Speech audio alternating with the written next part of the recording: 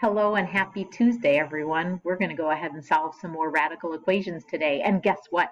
There's a surprise for you. Nestled inside our radical equations, you're going to find an x squared. Yes, I'm telling you that we will have quadratic equations to solve amidst our radical equation. It's lots of excitement today, so I hope that you have your seatbelt on and are ready for a little trip. So here we go. By the end of class, you should be able to solve radical equations. We've been doing that for a couple days. But like I said, we've got a little extra spice today. On our first 2 days, we isolated the radical and then squared both sides of the equation and then solved for x. And we ended up with one solution, and that was good. Today, we are going to end up with, and here's your first blank, a quadratic function. So we talked about those in chapter 9, and we solved them using the quadratic formula, or maybe the square root property, or also factoring, and we're going to be able to do that again. Now, the good news is most of the time, you'll be able to solve radical equations that turn into quadratics by factoring. I cannot promise that that will happen every single time in your life. It might sometimes you might need to use the quadratic formula. But for the most part, for these next few sections, you should be able to solve using factoring. So if you need a little review on factoring, please reach out to any of us and we'll be happy to help. But because we have a quadratic equation, usually that means that we have not one but two solutions. And sometimes they both work, sometimes they don't, and so we need to be on the lookout. Here's that vocab term that you've seen a couple times in the last few days for extraneous solutions. Extraneous meaning extra. Solutions that seem to make sense at one point, but if you plug them back into the original equation, they don't work. In other words, see the definition on the bottom of the page, a solution which does not satisfy the original equation. All right, let's see what we've got. In example 1, you are asked to tell which solutions, if any, are extraneous for each equation. What that basically boils down to is plug in the number that it says x is equal to and see if it works. So let's check it out. I have two different columns here, one for each different value of x. So I'm going to start out by rewriting this equation, but I'm going to fill it in with x equals 4. So I'm going to plug in 4 for x is equal to the square root of 28 minus 3 times, instead of x, I'm going to plug in a 4. And then I'm going to put a question mark, just like when I'm double checking my answers. All right, on the left, there's nothing to do. On the right, I better try this out. I've got a 28 minus 3 times 4. I better follow the order of operations, and so I multiplied first. Now I need to subtract. 28 minus 12 is 16. The square root of 16 is 4, and look at that. On the other side, there is that 4 just waiting. Sure enough, that checks. Because that works, our answer is not extraneous. That is a good answer. Now let's go ahead and try the next one, x equals negative 7.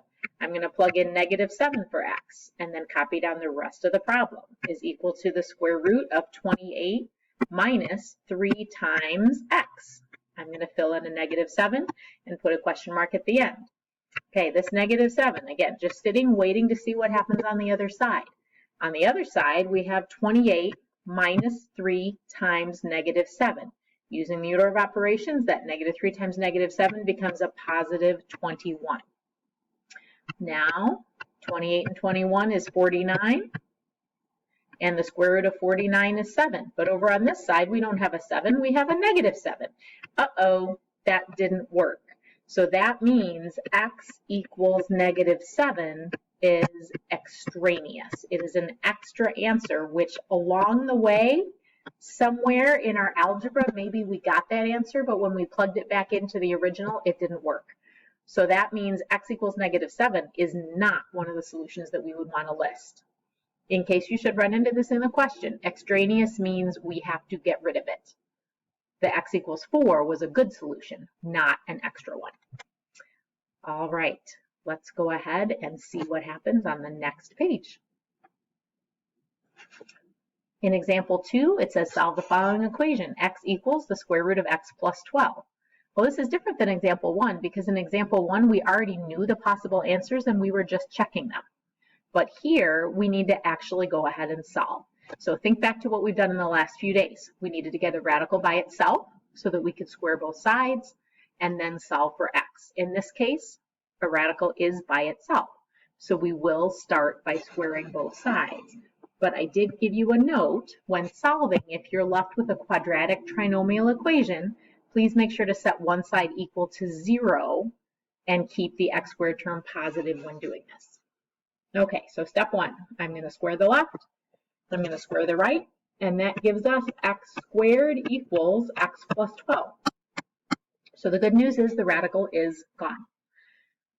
But according to our note, we need to make sure one side is equal to 0, and that's because that's how we can solve using the zero product property and factoring. But the hint is keep the x squared term positive. It's so much easier to factor that way. So I'm going to leave x squared where it is, and I'm going to subtract x from both sides, and I'm going to subtract 12 from both sides. We did this a while back in chapter 9 before we were on quarantine lockdown. All right, so we have x squared minus x minus 12 equals 0. And back in chapter 9, we tried solving this using earmuffs. So I'm going to go ahead and I'm going to put a 1 in front of the x squared. I'm going to put this 1 here between the negative and the x, so that if we think about this, a is 1, b is negative 1, and c is negative 12. For any of you who decide that you want to try this using a quadratic formula, now you have what you need to be able to go into x equals the opposite of b plus or minus the square root of b squared minus 4ac all over 2a. You have all that information and you could go ahead and solve it that way. I'm going to factor though, because I think it will be a little bit faster. So I'm going to start out by doing my earmuffs and say, all right, first number is 1. Last number is negative 12. I'm going to make the loop there and say that I need to think of two numbers that multiply to make 1 times negative 12 is negative 12. Those two same numbers need to also add to equal my b number, which is negative 1. So again, this is taking a little bit out of our bag of tricks from a while ago. We want to think about all the different factors of 12. Well, if you do this either by hand or maybe by going into your calculator and typing in y equals 12 over x and then using your table, you will end up with factors of 1 and 12, 2 and 6, and 3 and 4. The next one on the list would be 4 and 3, but it's already there, just in a different order. Okay, using those possibilities, think about which pair of numbers could work. They need to multiply to make negative 12 and add to make negative 1. Go ahead and try some options.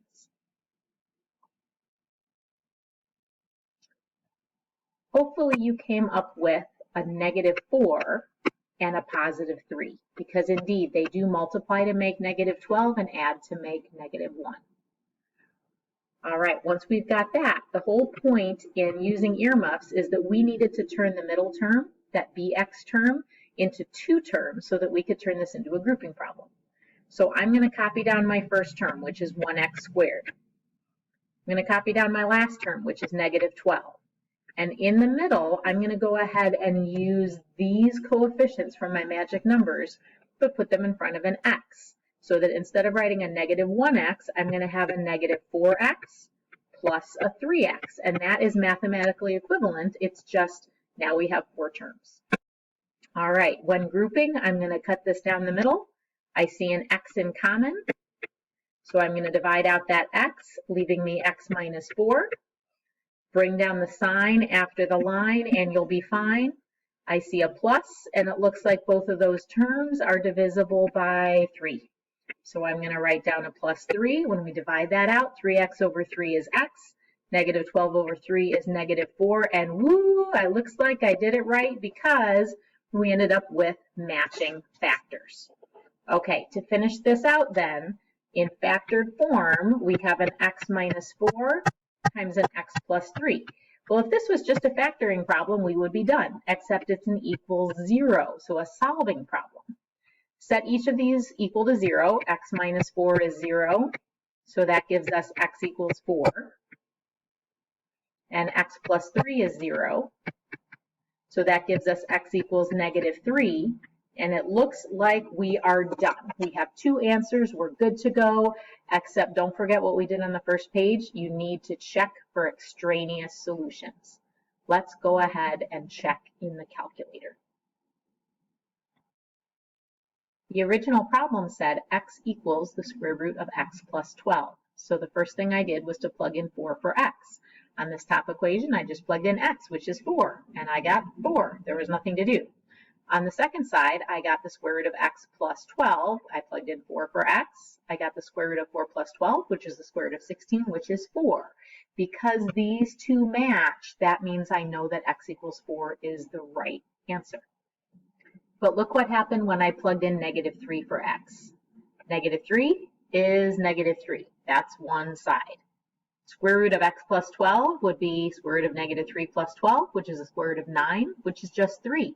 These two do not match. -3 is not equal to 3. That makes x equals -3 an extraneous solution.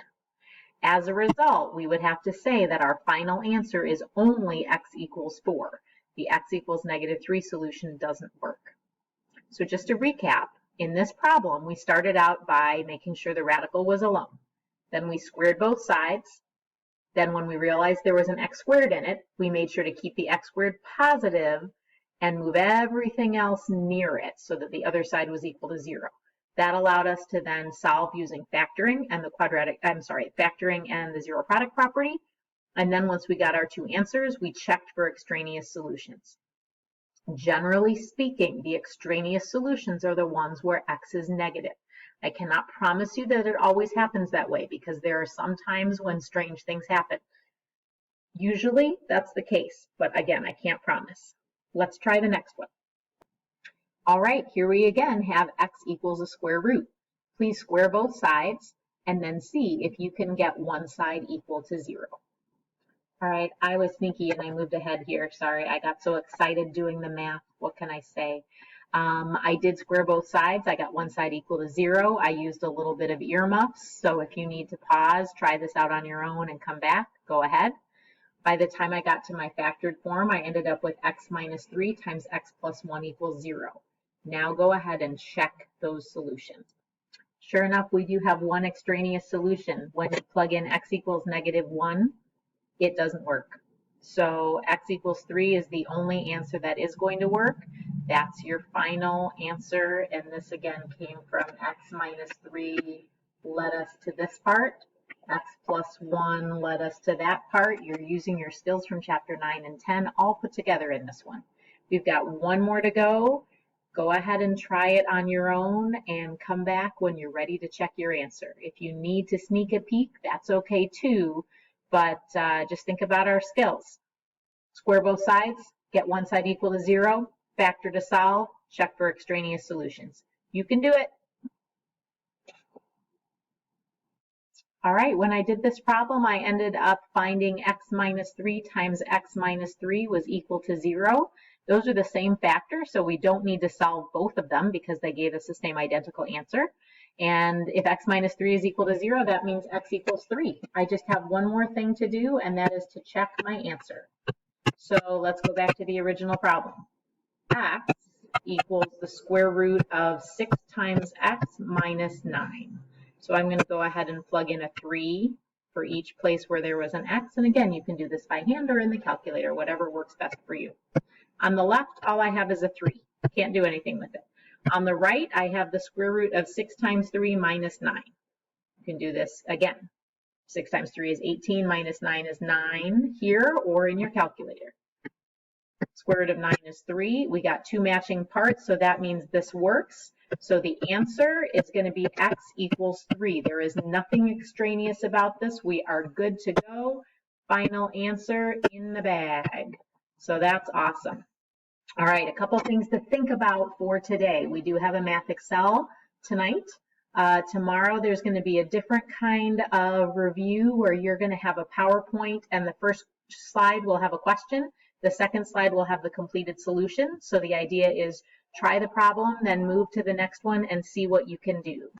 Also, we are going to have a quiz on sections 10.3 and 10.4 on Monday, May 4th. So we will have a review Google Meet this coming Friday at 11 o'clock. please join us. We will have a Google Meet link available on Google Classroom.